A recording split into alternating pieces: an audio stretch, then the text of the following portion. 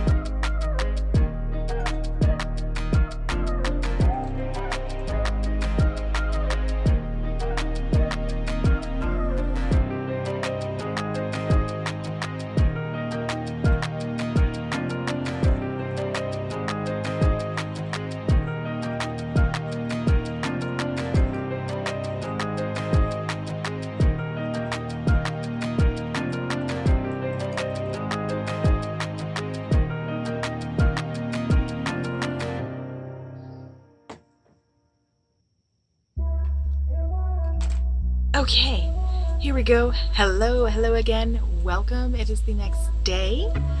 We are out here. We have let our henna set for over 12 hours.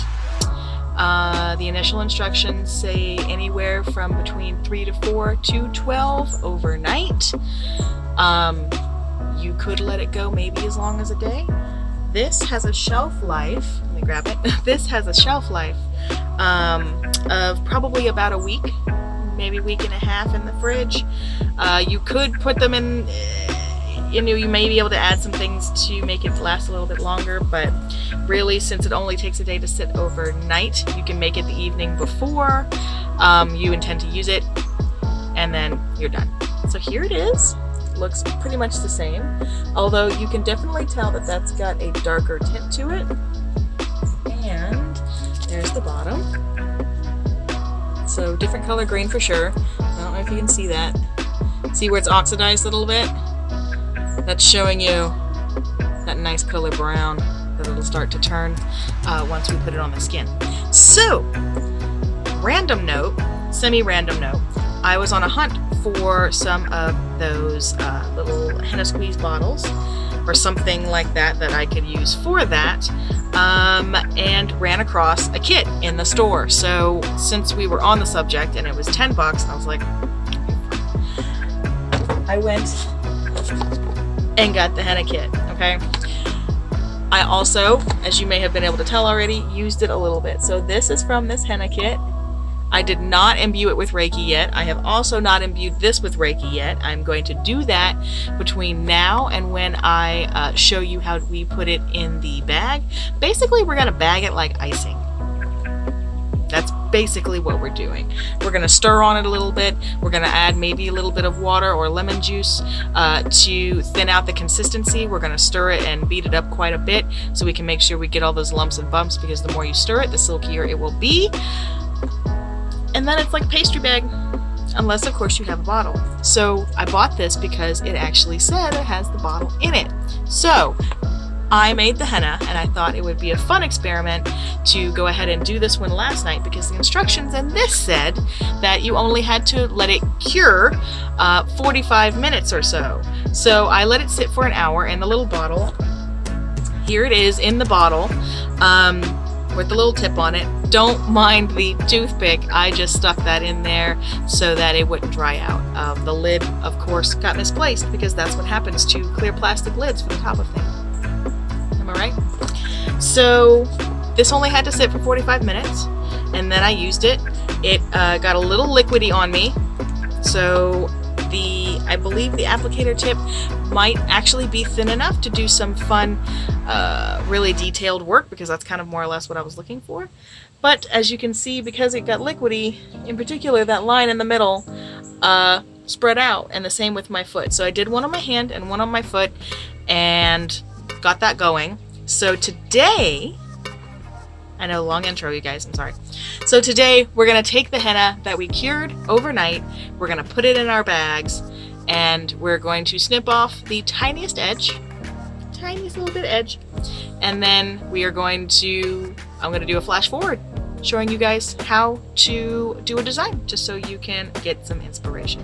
And then, very end of this video, after I cut everything all together, I will show you the result after they both have cured, so you can see the difference between a store-bought kit, because I also wanted to see if the bottle would be viable, because I can rinse this out and save the bottle, make my own henna, use the bottle. I also, while we were out, we happened to be passing by Michael's. They also happen to have these on sale, which are very quite small tips themselves. So they were like $4. This might be a viable option if you are doing like a big henna party for all your girlfriends, and you make, like a double batch or a triple batch of what we just made. Maybe something for like that. Let me go put all of this madness down and show you how to bag this up into what we're gonna just use Ziplocs. Because this, and I maybe actually might put a little bit of it in here just to test it out. And we'll get going. Okie dokie, let's see what we're working with. got just some water here. We've also got half a lemon here with a little bit of sugar. That's probably about a teaspoon. Some cotton rounds, and then just a plastic fork to stir. What we're going to be doing is using this mixture together later to reinvigorate our henna, and also maybe if you want to squeeze some of this lemon into your henna to help the silky smooth process that we're about to do right now. But the lemon sugar mixture is to help reinvigorate the henna later, so that once you've put it on here and you've got your paste, you dab, dab, dab, dab, dab, and it reinvigorates not only the liquid aspect, but the lemon reinvigorates the dyeing aspect, and the sugar helps hold the product itself onto your skin longer, because the longer you can hold it onto your skin, keep it reinvigorated and slightly damp, the longer it will continue to impart its dyeing properties into your skin, and the deeper and darker of a dye you will get, which is usually what is preferable. So that is your quick tip about the lemon sugar mixture.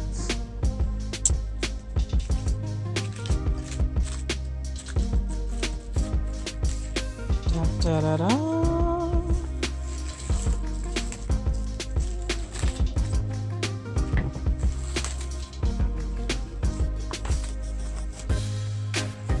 Make sure you don't touch this on anything unless you want it to be colored. Dyed. Unless you want it to be dyed. Okay, let's see what kind of consistency we have here. It's okay to just mix this back in. Oh yeah, look at that. There's hardly any lumps. They've all dissolved in.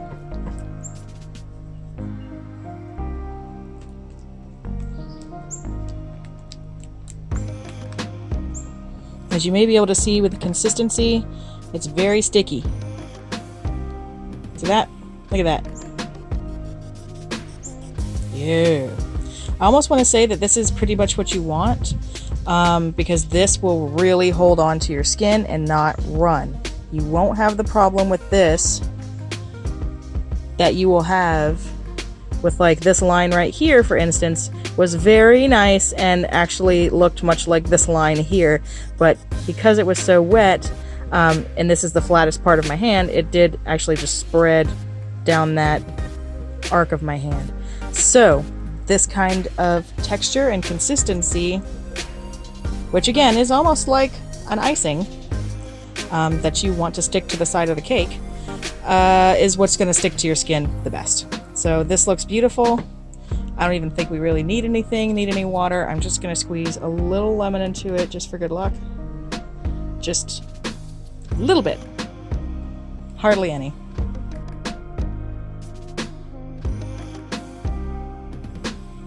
Beautiful. Look how silky that is. Doesn't look like there's going to be any dry spots or clumps that are going to lump up our job. And it just smells divine. Smell that. Look at that. Almost looks like tempered chocolate. Almost. If it weren't green. But yeah, so you can really see the consistency. Look how that sheet stays on there. Super good. Okay, now, got it on my thumb. So this is where you have to start being careful. Perfect example right here is now this is going to be dyed a little bit. So I'm going to go grab a wet towel and wipe this off. Grab a wet towel for the future proceedings, and we're going to bag it up. That was on there less than a minute. Look how orange that is. Next to my thumb. That's how you know it's good. That's how you know it's ready. By accidentally dyeing yourself. Okay. So, what we're going to do is open one of these. I'm going to test out one of these.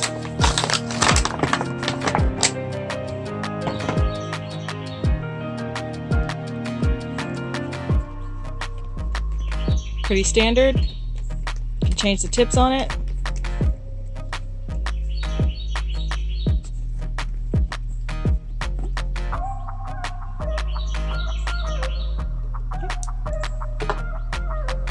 And then also, I wanted to quickly mention, here is a sandwich bag that most of us would have in our kitchen.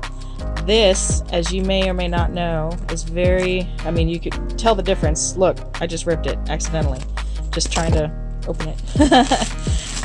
This is very thin plastic is the point I'm trying to get to.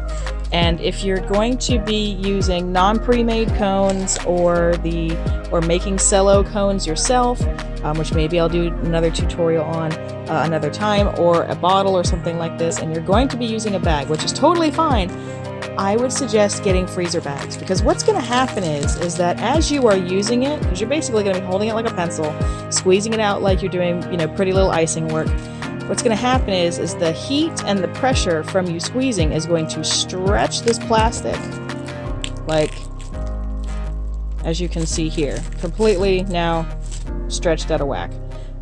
It's not going to stretch this as bad, the freezer bags, the little bit thicker plastic. So do keep that in mind.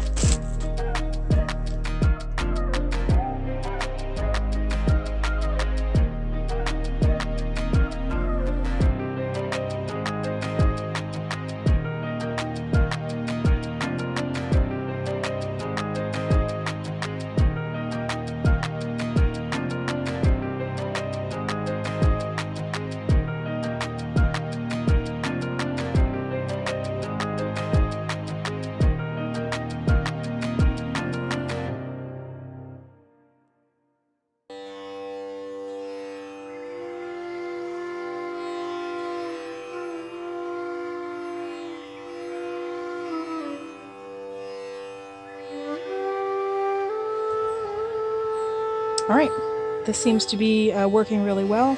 It's got good pressure to it, and I think once I get the handle of just kind of playing with it and not dragging this tip around. Anytime you're using a new tool or anything, there's these geese, man, they're really loving this henna today. Anytime you use a new tool, always best to get a scrap piece of paper and test it out. That's with any art pretty much. So I'm going to put some more of this in here and not screw with the bags at all. The geese totally are agreeing with me, and then we're going to take some flash video of me doing henna on some more of my hands and feet, and maybe even Frank. Maybe we'll give him an armband or something like that.